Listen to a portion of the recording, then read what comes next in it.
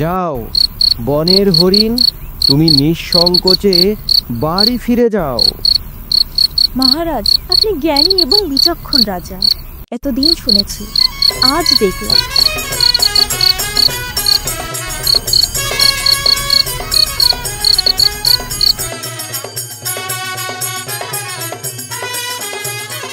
শিকারে গেলে হয়তো রাজার মন ভালো হবে।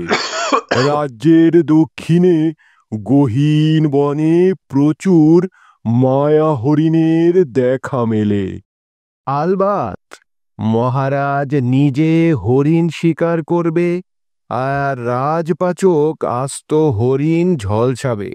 আহ, কি চমৎকার! তা বটে, তা বটে।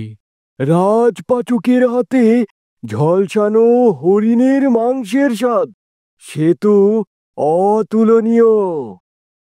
উত্তম প্রস্তাব, তবে তাই হোক।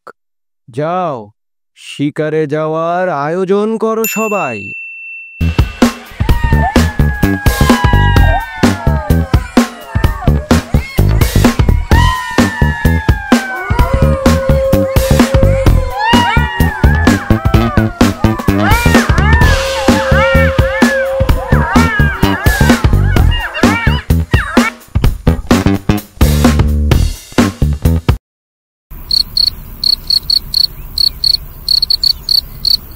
সেনাপতি, দেখো দেখো, ওই একটি মায়া হরিণ পানি পানের জন্য পুকুর ধারে চলে এসেছে।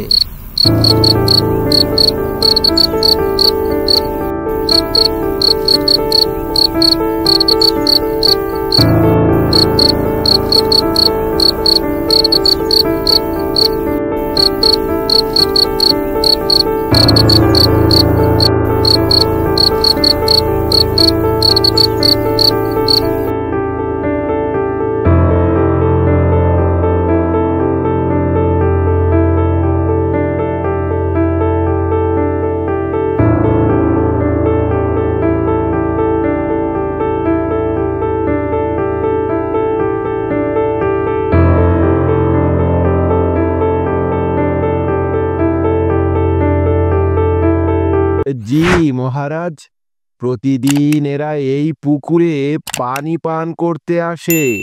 কাল আবার আসবে। আমার তীর ধনুক প্রস্তুত করো, আগামীকাল হরিণ শিকার করব। জো হুকুম মহারাজ।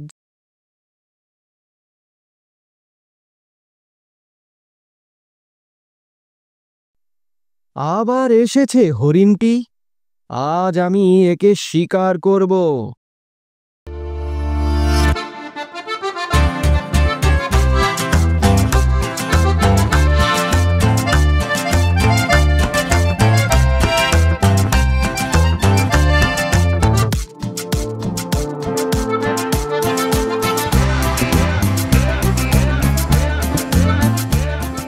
আরে আরে, হরিণটি তো আমাদের কাছেই চলে আসছে। মহারাজ, আপনি তীর চালাবেন না, হরিণটা কিছু বলতে চায় হয়তো।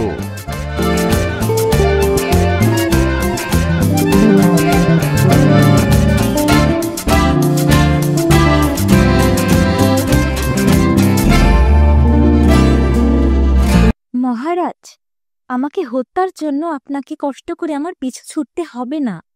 আমি নিজেই আপনার কাছে চলে এসেছি হুজুর। তবে আমার কয়েকটি কথা আছে। আগে কথাগুলো শুনুন, বিবেচনা করুন, এরপর আমায় হত্যা করুন। বলো, কি বলতে চাও? মহারাজ, আমি একজন মা। আমার দুটি শাবক আছে, তারা আমার বুকের দুধ পান করে। আপনি আমায় হত্যা করলে ওরা না খেয়ে মরবে। শুধুমাত্র আপনার আমোদ ফুর্তির জন্য 3টি প্রাণী প্রাণ হারাবে। প্রজা সুরক্ষা রাজধর্ম। আপনি রাজা। মানুষ, আমরা, বনের পশু পাখি সবাই আপনার প্রজা। একজন ভালো রাজার কাছে প্রজারা সবসময় নিরাপদ থাকে। আপনি একজন সুবিবেচক রাজা, তাই আপনার কাছে সহানুভূতি এবং সুবিচার প্রত্যাশা করি হুজুর। এই হরিণ আমার মনের চোখ খুলে দিয়েছে। আজ থেকে আমার রাজ্যে মানুষ, বনের পশু পাখি সবাই নিরাপদ। আমি আমার রাজ্যে পশু পাখি শিকার নিষিদ্ধ করলাম।